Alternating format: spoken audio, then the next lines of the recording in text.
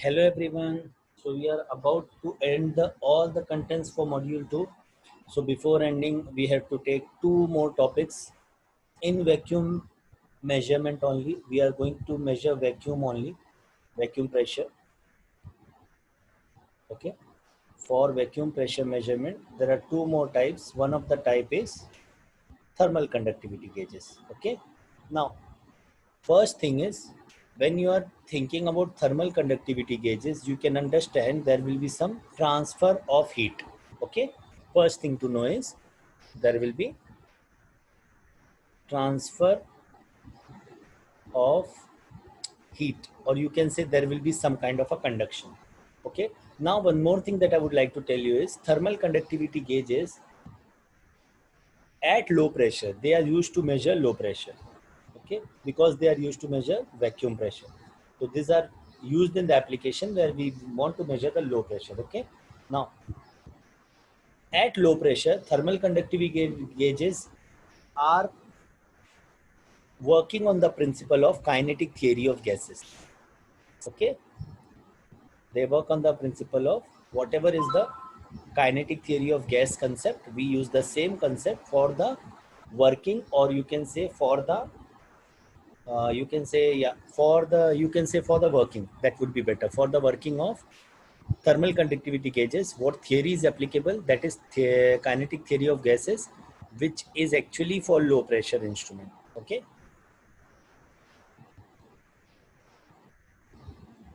that's it.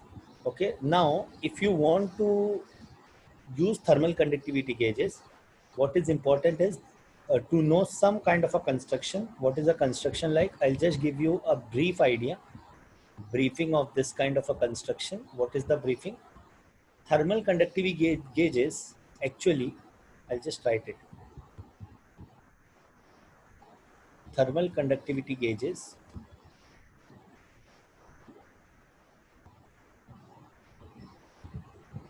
has two surface,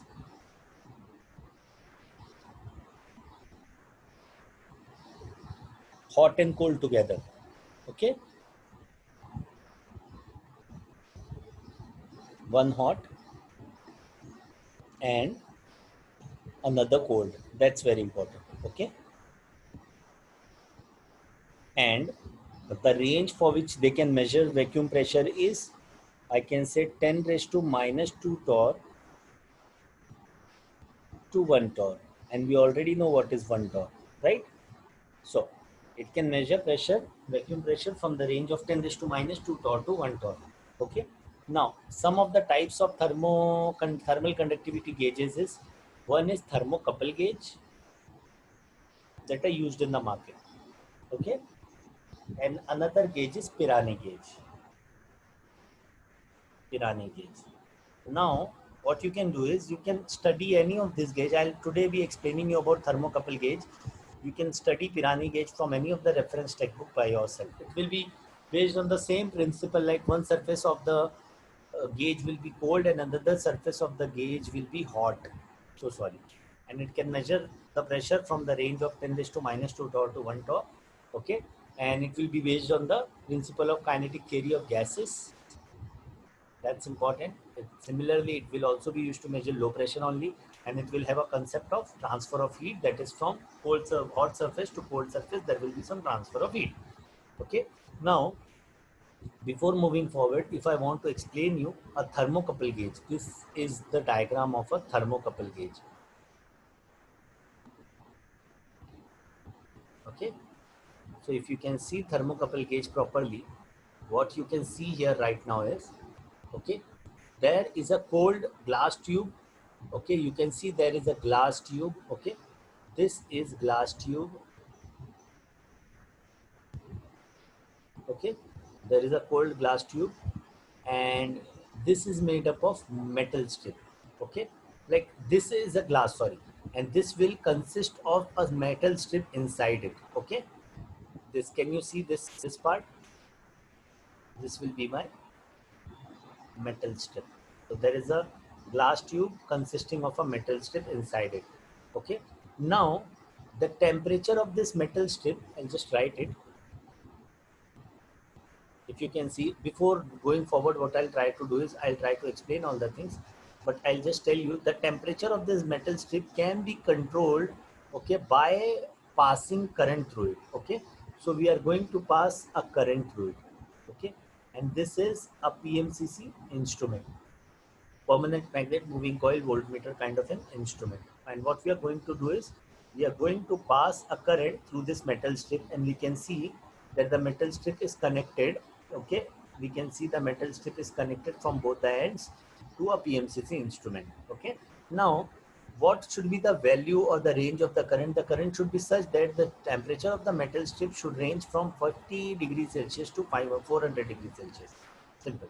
Okay, now what you can see, there is a metal strip, then there is a wire, okay, which is having some current. Okay, we are passing some current to increase the temperature of this metal strip from 50 to 400 degrees Celsius. Now if you can see here at the center, there is a thermocouple. Okay, this circular part which is welded, okay, thermocouple is welded to the metal strip. This is more like a construction. Thermocouple is welded to a metal strip. Simple. Okay, now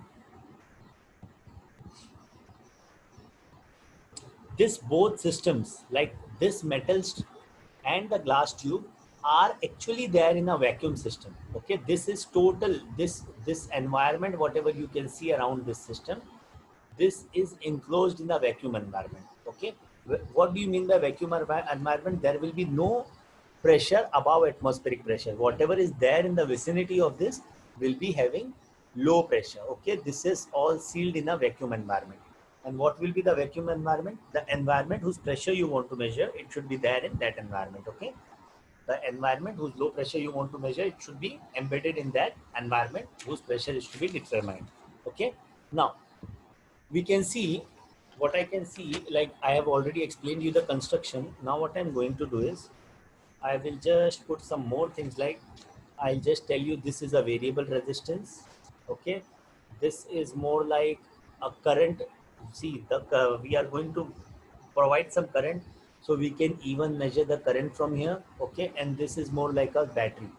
Okay, you can say this is more like a battery with a positive and negative terminal. Okay, and this is more like a rheostat. If you don't like variable resistance, you can even say rheostat, because you can vary the resistance, so that if you want to alter the current, you can alter it with respect to change of resistance also, because we know according to Ohm's law, V is equal to IR. If we want it, then we can do it. Okay, now I am going to explain you how does it work. I think it's all clear. I'll just write it. The cold surface, we can see it is formed by what? The cold surface, which is a glass tube, correct? Okay, the cold surface, which is a glass tube, is at room temperature, that's for sure. Okay, now if we remember the zeroth law of thermodynamics, what is the zeroth law of thermodynamics? That's very important.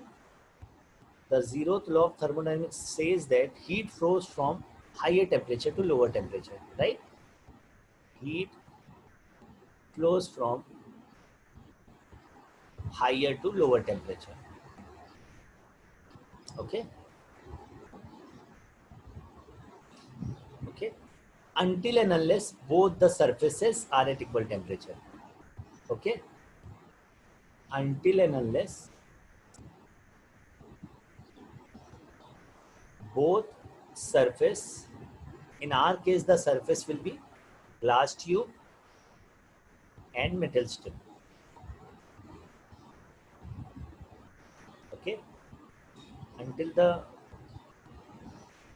and unless both surfaces are at same temperature, the glass tube and metal strip should be at same temperature. Okay, now if we can see, I'll just put it here. Now you can see that there will be some introduction of gas into the system, right? When you introduce gas with some pressure, vacuum pressure P, what is going to happen is very important. What is actually going to happen? Now, this gas will be there. You can see the blue color. This is the gas whose pressure we want to measure. Now automatically the temperature of the gas will also vary, because the temperature of metal strip will decrease and the temperature of glass will rise, and the temperature of metal strip will decrease. So automatically the temperature of the gas that is present in between the metal strip and the glass tube will rise. So I can write, due to this gas in between metal strip and, what you can say, metal strip and glass tube will rise, or you can say will increase, right? Yeah,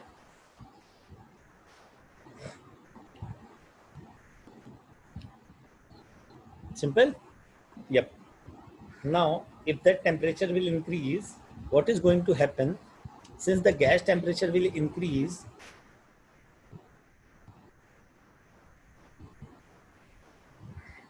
this gas temperature will increase, there is a thermocouple, if you remember.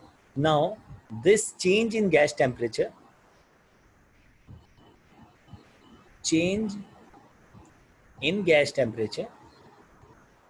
is measured, or I can say, rather than change in gas temperature, I can say change in metal strip temperature is measured by thermocouple, which is attached to the metal strip,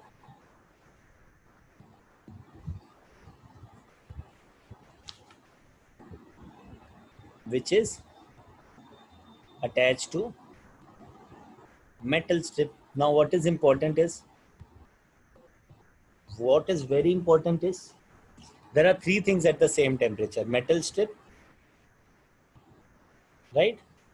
Second is glass tube, and third one is the gas whose pressure is to be measured.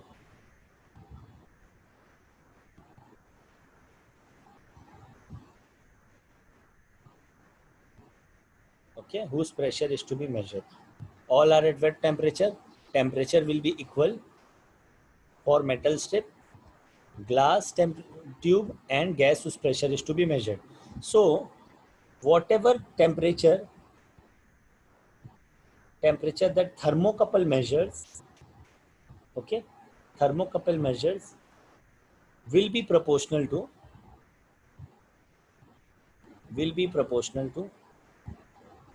temperature of the gas, because both are equal, right?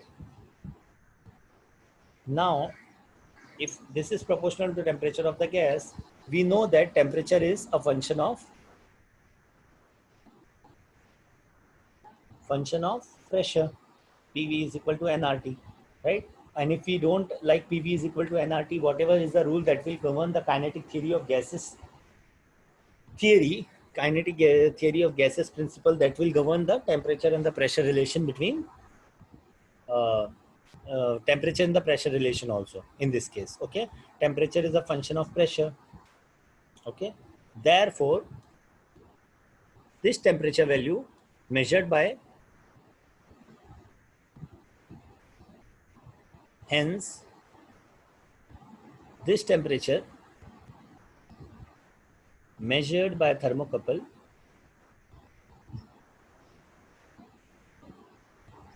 can be calibrated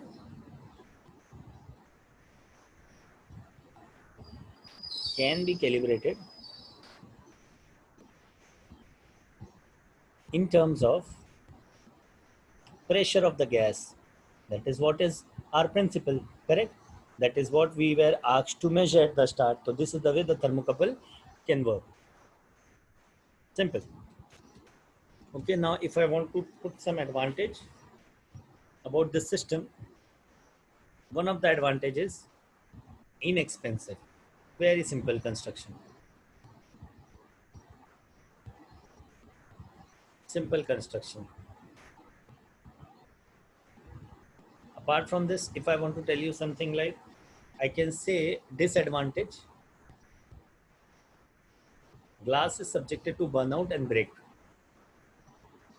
Okay, glass is subjected, not at low pressure, I'll tell you, to burnouts and breaking if it is exposed to atmospheric pressure. So we should avoid atmospheric pressure, okay, exposure. At not at low pressure, this can happen if there is a lot of pressure that is there, okay, and that is atmospheric pressure, because vacuum pressure is far below the value of atmospheric pressure. If it is exposed to atmospheric pressure, then it can lead to burnout of the gas, okay, glass also. Simple. Now, since we are done with this, I'm going to tell you another part, okay. It's a very simple and very easy. After doing this, we'll go to the another topic also as of now only. Okay, I'll just take that topic right now. This topic is called as ionization gauge. I'll just explain you what do you mean by ionization gauge. Just give me a second. Yep.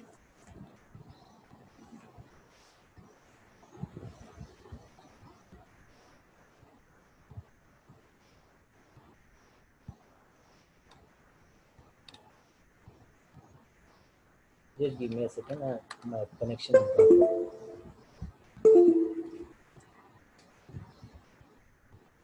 Yeah.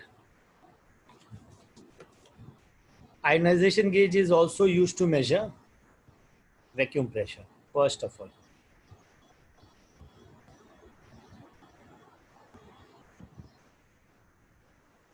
Now, ionization gauge works on the principle of ion current. Okay.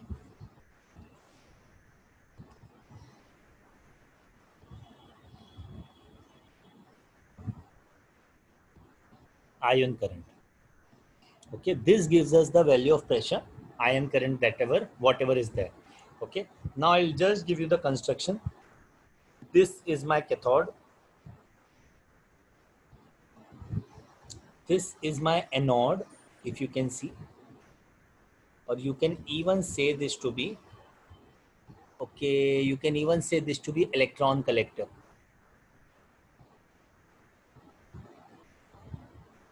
Okay, this plate that is there at the center is called as ion collector. What do we call it as? Ion collector. This is the pressure, vacuum pressure. Okay, now this is more like ion current. Okay, this is in microampere, very small. Okay, this is more like main current. Okay, this is in milliampere, this is very small. This is more like my battery. This is also a battery which is there, which is having a earthing here. Okay, and this battery is actually typically of 20 volt. This is there to support the ion current and the ion collector. This is also a battery. Okay, now there is one more thing. There will be cathode. So if there is a cathode, there will be some electron. Okay, okay, there will be some current. So this is called as electron current. This is again in microampere. Okay, again there is a battery or voltage, you can say, of 6 volt. Okay, now how does it work? Principle, working principle, if I am going to tell you what happens. Initially, electrons are emitted from cathode with the help of this, okay, battery and everything. What do we try to do? We try to excite electrons. Excited electrons, okay, are emitted from cathode.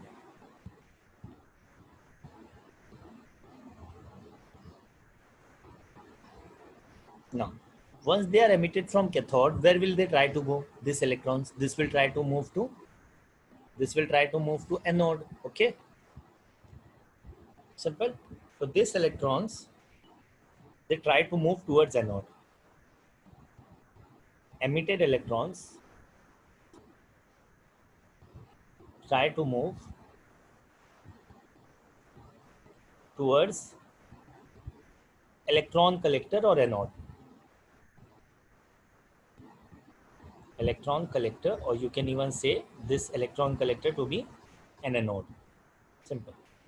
Okay. Now, in the travel, from cathode to anode, these electrons strike with the gas molecule. Very simple. Can you see the gas molecules that are there? There's so many gas molecules. This electron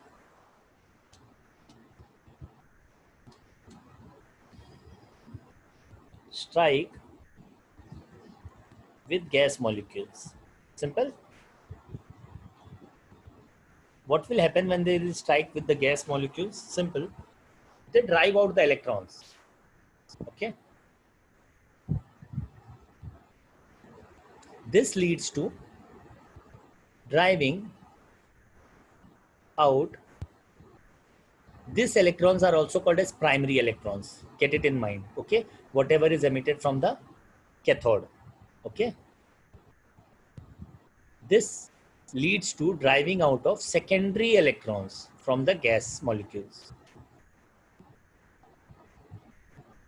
which are very small in number,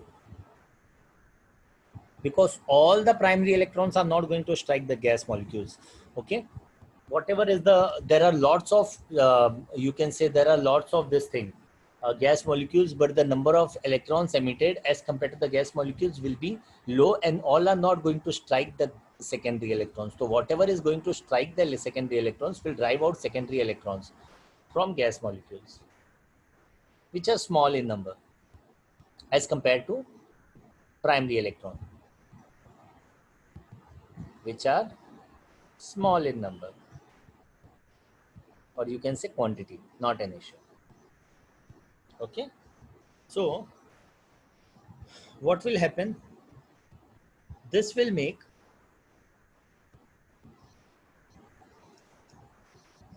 okay, what is important is this electron, primary electron, are very large. Okay, suppose if I'm going to tell you, suppose primary electrons are 1 million. Okay, so the gas molecules, suppose it will be only 0.1 million. So you can understand, okay, what I'm trying to explain is the quantity of electrons emitted, which will be far more than the gas molecules. So automatically the secondary electrons driven out from the gas molecules will also be less. Okay, what I'm going to tell you is this will make the gas molecules as positively charged ions. Okay, this will make gas molecules as positively charged ions.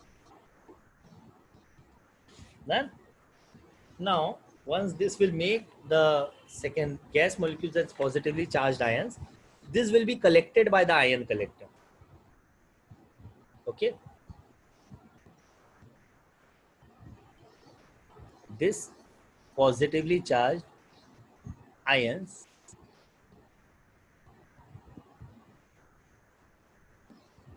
are collected by, if you remember, there was a plate at the center, right? Now this will be collected by the ion collector. All the gas molecules will be, which are positively charged ions, and almost all will be positively charged ions, will be collected by the ion collector. Okay, now what is important is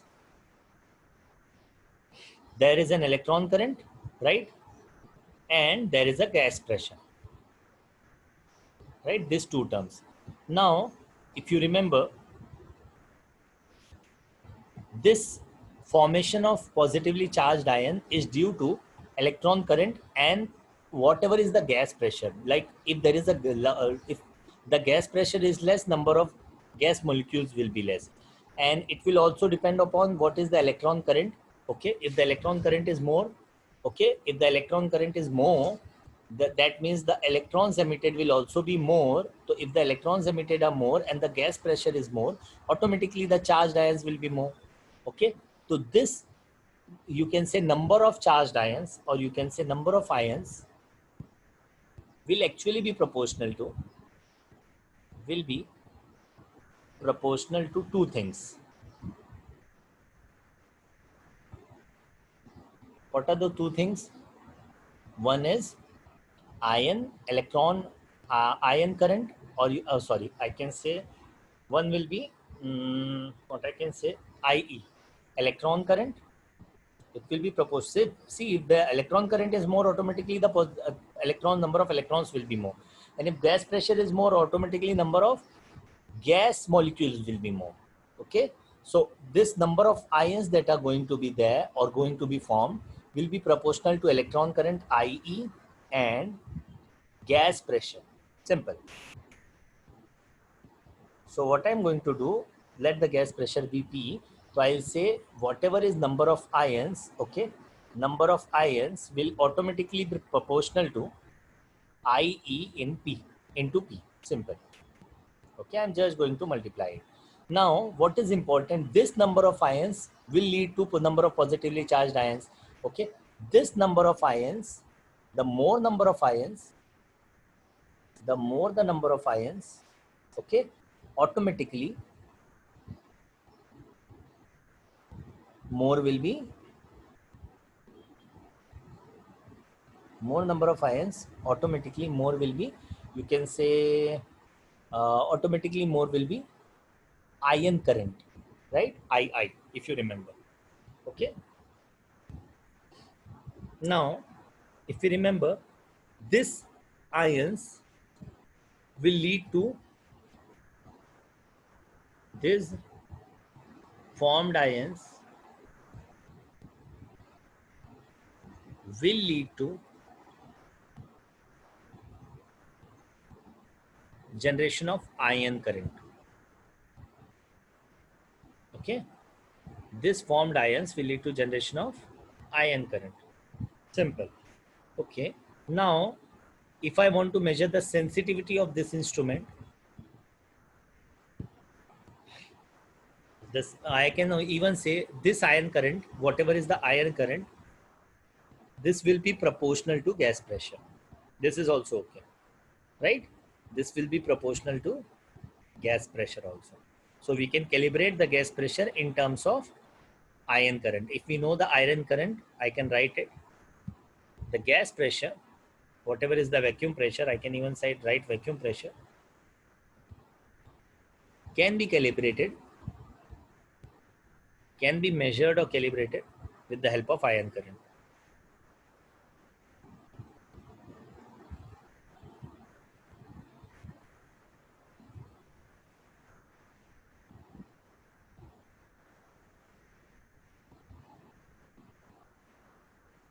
Okay,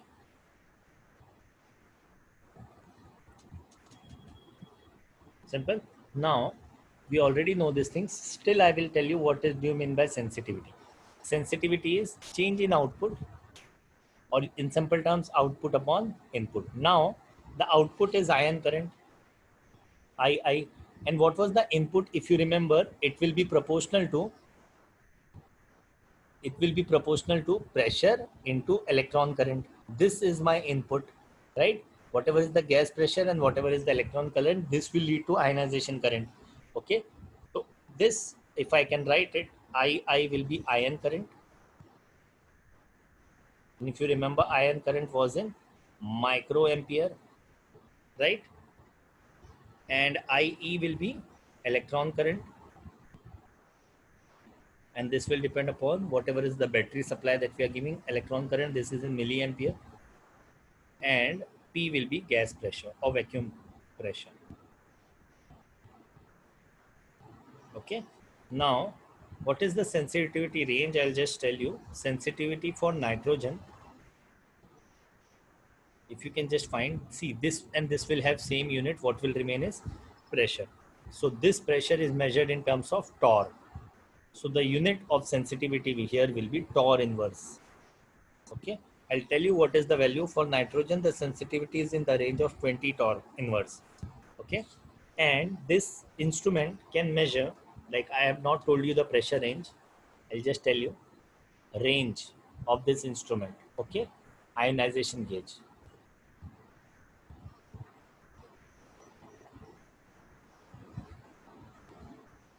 10 raised to minus 3 to 10 raised to minus 8 torr. Remember this. Okay, this is the range. Okay, now I'll just complete the things by listing all the advantage and disadvantage for you. Okay, some of the advantages. Since the current is very low, right? Since current is low, the instrument is linear in nature. There is not that much variation.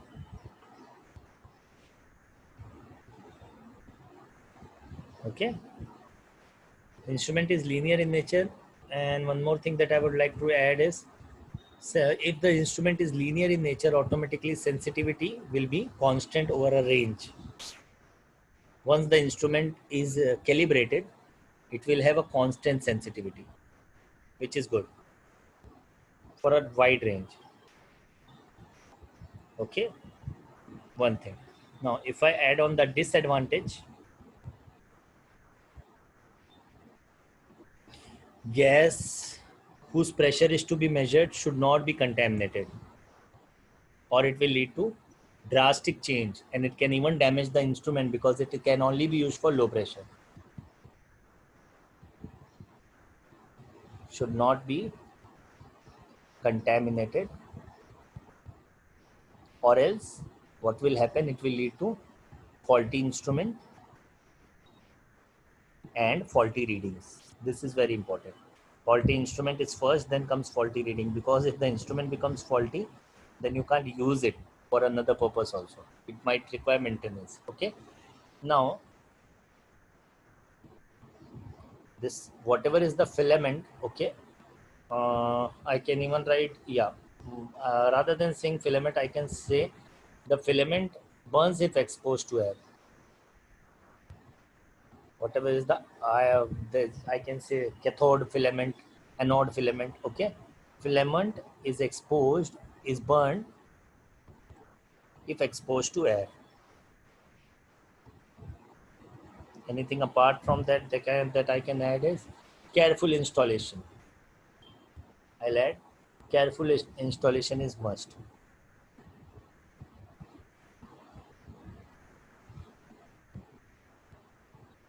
Okay, so here we have completed all the things like pressure measurement, vacuum measurement, angular velocity measurement, whatever was there, displacement measurement, strain measurement. If you remember, whatever was the content that was there in second module. Okay, we have covered all the things. Now we can the third module is relatively simple, so we will try to move directly to fourth and fifth module.